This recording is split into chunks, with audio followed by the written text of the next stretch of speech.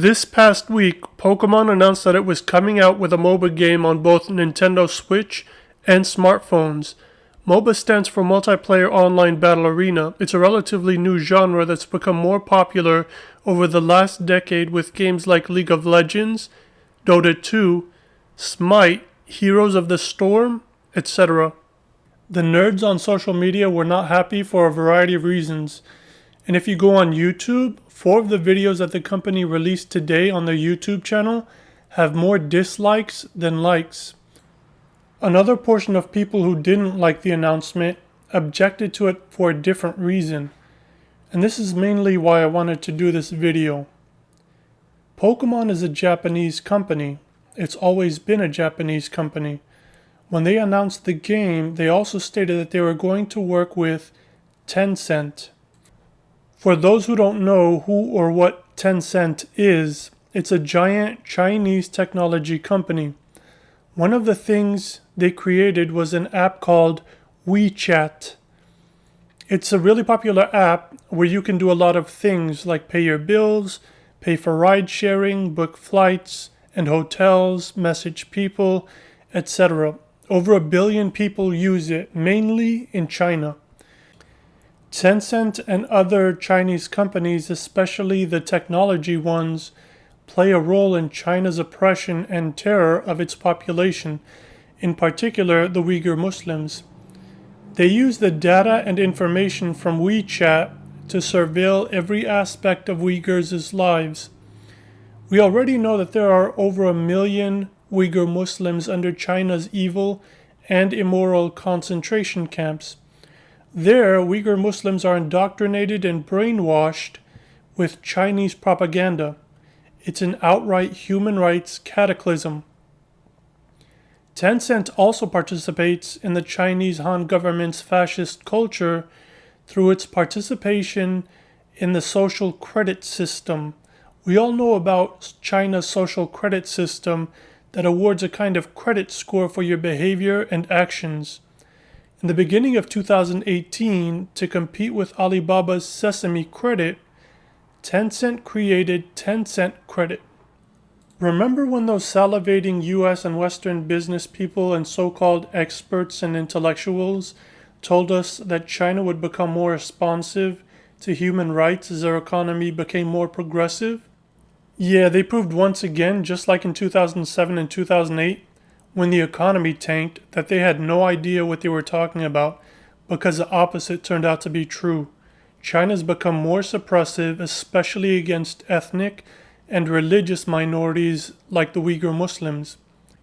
A despicable company, a despicable government, and a despicable nationalist ideology. And now to our second story. YouTube video game vlogger Angry Joe of The Angry Joe Show has been accused of sexual assault. Twitch streamer Wookie Monster aka Ashley Marku, who accused Angry Joe, wrote a blog post this week on the website Medium, which has since been taken down. Ashley alleged that Angry Joe, whose real name is Joe Vargas, coerced her into having sex, quote unquote, in 2018 when they were both at PAX East. PAX East is like a convention for gaming, and where people in the gaming industry like video game streamers and journalists and everybody in the scene socialize and network. Ashley has a little over 5,000 followers on Twitch. Compare that to Angry Joe's YouTube channel, which has 3.25 million subscribers. So there's a massive discrepancy between his name and fame and hers in video gaming. Ashley also cites on her Twitter that she is either a member or a supporter of the U.S. Marine Corps, an organization that we consider to be a U.S. terrorist organization. Joe then put out a very convincing statement denying any and all allegations, which is what they are at this point, merely allegations of sexual assault. It has come to my attention that someone I met at a public event more than 2 years ago, and I have had no contact with since, is now suddenly leveling allegations against me on social media. I want to be absolutely clear. These allegations are not true, and anyone who looks at the facts can plainly see that. I have no idea why this person has decided to do this at this time, but the fact that a defamatory smear posted on the internet can ruin lives these days compels me to make this statement. Here are the facts. This person approached me and my colleagues at a Twitch party, introducing herself as a former content creator who was interested in hanging out and networking. We exchanged Twitter handles. She then DM'd me that same night at 2:16 a.m. asking to see me again. I agreed and invited her to my public panel the next day, then to a YouTube dinner meeting with account managers afterward. She showed up to my panel with a male friend who was more than welcome to join us at any point throughout the rest of the day or night after the panel concluded. After my panel, we met up with my friend Other Joe, and we all traveled together to the hotel where she chose to wait while I showered and got ready for the dinner. At no point did anything improper happen. I never offered or suggested sex. At the meeting, I helped her network her channels with YouTube partner managers. After the dinner, my friends and I attended another party in a public place. She tagged along. At the party, she checked her bag/belongings. At no point did I ever take her phone or purse or deny her access to them. In fact, she posted photos to her Twitter of her with other people throughout the night.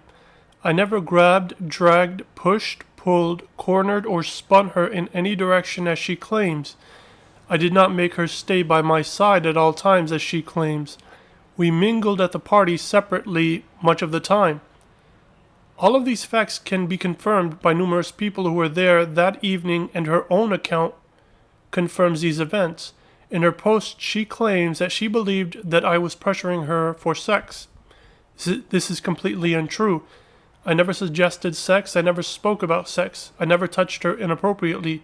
She is a grown-up, and we were out in public, and she could have left at any time. I was just trying to help someone who had expressed interest in the industry and my show.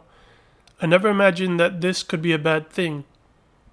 Sexual assault is an alarming accusation and should always be taken seriously. If I or anyone had committed an offense, then it should be reported to the police and investigated thoroughly. I urge this person to do that if she believes an offense occurred, so I can clear my name. However, instead of affording me due process, she decided to post false claims out of the blue more than 2 years later.